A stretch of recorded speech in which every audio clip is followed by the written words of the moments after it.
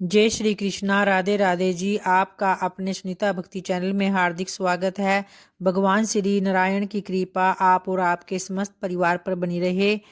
तो आज की वीडियो में आप सुनने वाले हैं पौष मास के कृष्ण पक्ष की कथा का अध्याय चौथा, जिसमें भगवान श्री विष्णु की महिमा का वर्णन किया गया है। पूर्व काल में एक समय में नैमिषारण्य में लोकोपकारी ऋषियों की सभा हुई। उसमें इस बात पर विचार किया गया कि कलयुग में मनुष्य कम आयु वाला होगा, वह अनेक रोगों से ग्रस्त और शोकों से संतप्त होगा। इसके साथ ही मंदबुद्धि वाला और आलस्यपूर्ण होगा। ऐसी स्थिति में वह न तो यज्ञ आदि ठीक तरह से कर पाएगा और न ही शास्त्रों का पठन पाठन। फिर उसका कल्याण कैसे होगा। बहुत विचार विमर्श के बाद यह अनुभव किया गया कि श्री कृष्ण की लीलाओं का गान करने से ही मनुष्य का उद्धार हो सकेगा। इसलिए उपस्थित समुदाय ने सूत जी से अनुरोध किया कि वे भगवान श्री कृष्ण के चरित्र का कीर्तन करें। सूत जी ने ऋषियों का अनुरोध स्वीकार कर लिया। तो सूत जी ने कहा कि तत्ववेता होना मनुष्य की सफलता का सबसे बड़ा रहस्य है और इस तत्व ज्ञान का अभिप्राय है आत्मा परमात्मा की एकता की अनुभूति कराना।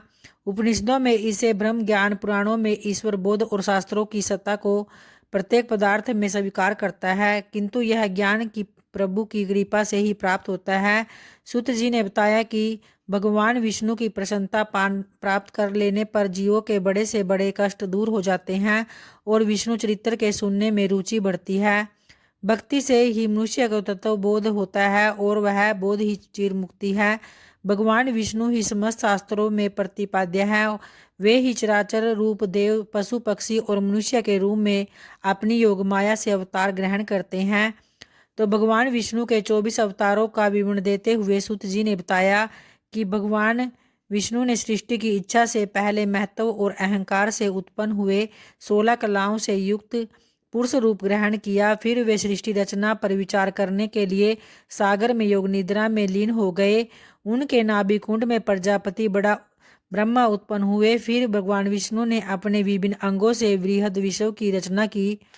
और फिर नारद जी ने कहा कि विष्णु की भक्ति और महिमा से हीन काव्य निरर्थक है, अतः आप विष्णु जी को आधार बनाकर रचना कीजिए, आपको निश्चित रूप से आनंद की प्राप्ति होगी। तो नारद जी ने भगवान विष्णु की भक्ति की महिमा और उसकी उपयोगिता के विषय में अपने पूर्व जन्म की एक कथा सुनाई। उन्होंने कहा कि हे व्यास जी, पूर्व जन्म में मैं एक दासी का पुत्र था। मैंने अनेक मुनियों से भगवान कृष्ण के पावन चरित्र के प्रसंग सुने और मैं इतना अनुरागी में हो गया कि मैं दिन रात कृष्ण में ही ध्यान रखने लगा।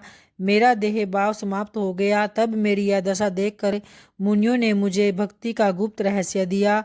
भक्ति के प्रताप से ही मेरे मन में निर्मोह और अनशक्ति का भाव पैदा हुआ, पर माँ के प्रति मोह त्यागना मेरे लिए संभव नहीं था।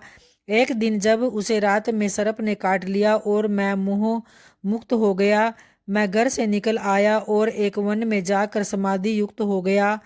तब आनंद के अश्रु बहने लगे। यही नहीं, मैं पुनः उनके दर्शन का अभिलाषी हो गया।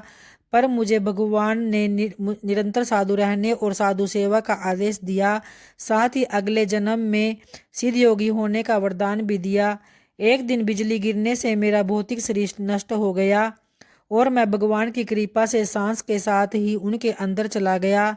सहस्त्रों युगों के उपरांत मैं मरीचि आदि ऋषियों के संग उत्पन्न हुआ। भगवान विष्णु की कृपा से ही मुझे अखंड ब्रह्मचारी रहने का वरदान मिला और स्वच्छंद विचरण करने का अधिकार भी ब्रह्मा जी ने मुझे वीणा दी और निरंतर ही गुणगान का अवसर दिया। लोकहित का आदेश भी दिया। उन्हीं के आदेश से प्रेरित होकर मैंने आपसे अपने तथा लोक कल्याण के लिए भक्ति परक ग्रंथ लिखने का निवेदन किया। महाभारत के युद्ध के अंतिम रूप में जब अश्वत्थामा ने दुर्योधन की कटी हुई जांग के विषय में जाना कि भीम ने दुर्योधन की जांग काट दी है, तो उसे बहुत क्रोध आया और उसने बदला लेने के लिए द्रौपदी के 5 पुत्रों को मृत्यु के घाट उतार दिया। द्रौपदी पुत्रों के शोक से व्याकुल हो गई थी। उसकी व्याकुलता से क्रोधित होकर जैसे ही अर्जुन अश्वत्थामा को पकड़ने दौड़े, तो वैसे ही उसने अपना ब्रह्मास्त्र छोड़ दिया। इससे प्रलय का दृश्य उपस्थित हो गया। अर्जुन ने भगवान श्री कृष्ण की प्रेरणा से अपने ब्रह्मास्त्र से अश्वत्थामा का ब्रह्मास्त्र निरस्त तो कर दिया, पर वह पूरी तरह शांत नहीं हुआ। उसकी चोट उत्तरा के गर्भस्थ शिशु पर हुई अवस्था में पकड़ा गया और उसे द्रौपदी के सामने प्रस्तुत किया गया। उसे दंड देने का अधिकार द्रौपदी को दिया गया।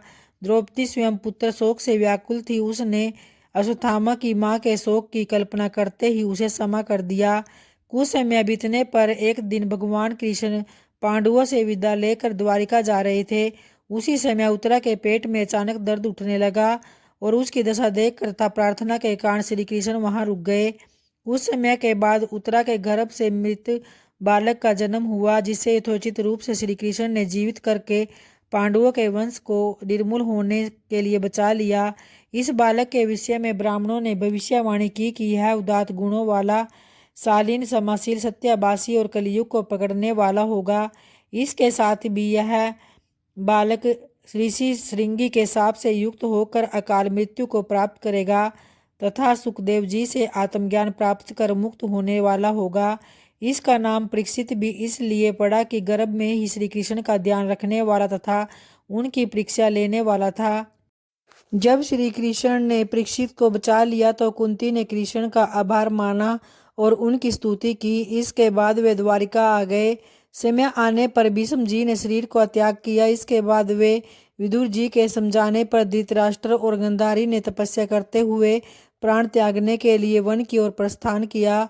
इसके कुछ समय बाद युधिष्ठिर ने एक और अर्जुन से श्री कृष्ण के परम धाम चले जाने का वृतांत जाना और साथ ही यह भी जाना कि यदुकुल का नाश हो गया है। इस पर युधिष्ठिर कष्टमय हो गए, खिन्न हो गए और अपने भाइयों सहित शरीर त्यागने के लिए हिमालय की ओर चले गए। इस ओर राजा परीक्षित ने विराट की पौत्री और उत्तर की पुत्री से विवाह किया। उसका नाम इरावती था। परीक्षित और इरावती से जन्मेजय 4 पुत्र उत्पन्न हुए। एक बार दिग्विजय यात्रा पर जाते हुए परीक्षित ने एक पांव वाले पतले बैल और अस्थि पंजर वाली गाय को रोते हुए देखा। एक शूद्र राजा का वेश धारण किए हुए चाबुक से गाय बैल को पीट रहा था। वह पैरों से भी उन्हें प्रताड़ित कर रहा था। परीक्षित से वह अन्याय देखा नहीं गया और उन्होंने बलपूर्वक राजा वेशधारी कलयुग को रोका और इस तरह अन्याय करने का कारण पूछा। उसके पूछने पर राजा ने गाय और बैल से भी इस बात का कारण पूछा। तब बैल ने अपना और गाय का परिचय दिया और कहा कि हमारी दुर्दशा का कारण कलयुग का आगमन है। जब राजा परीक्षित ने धर्म रूप बैल और पृथ्वी रूप गाय की यह दुर्दशा देखी तो उन्होंने अधर्म का मूल नाश करने और आतताई कलयुग के विनाश की प्रतिज्ञा की। राजा की प्रतिज्ञा सुनते ही वह राजा वेशधारी कलयुग शूद्र शरणागत होकर राजा परीक्षित के चरणों में गिर पड़ा और शरण की भीख मांगने लगा। राजा परीक्षित शरणागत पालक थे, अतः उन्होंने उसे अभयदान दे दिया। इसके बाद उसने राजा परीक्षित को अपना वास्तविक परिचय दिया, किंतु राजा वचनबद्ध हो चुके थे, अतः उन्होंने कलयुग को अपने राह से चले जाने की आज्ञा दी। कलयुग भयभीत तो था किंतु चतुर था, अतः उसने कहा कि जहाँ भी मैं रहूंगा सदा सहस्त्र आपको ही अपने नेत्रों के सामने रखूंगा, अर्थात डर कर कुछ भी अनुचित नहीं करूंगा। अतः आप मुझे देश निकाला न दे। राजा परीक्षित ने उसको 4 स्थानों मध्य, दूत, व्यभिचार और हत्या में रहने का निर्देश दिया। कलयुग में एक अन्य स्थान की प्रार्थना की। उसका ध्यान करते हुए राजा परीक्षित ने उसे स्वर्ण में रहने की अनुमति भी दे दी। इसके साथ ही कलयुग परीक्षित के स्वर्ण मुकुट में प्रविष्ट भी हो गया। वह कितनी विचित्र बात है कि जिस कलयुग को राजा अपने राज्य से ही निकाल रहा था, वह उसके मुकुट में प्रवेश करके उसके सिर पर ही सवार हो गया।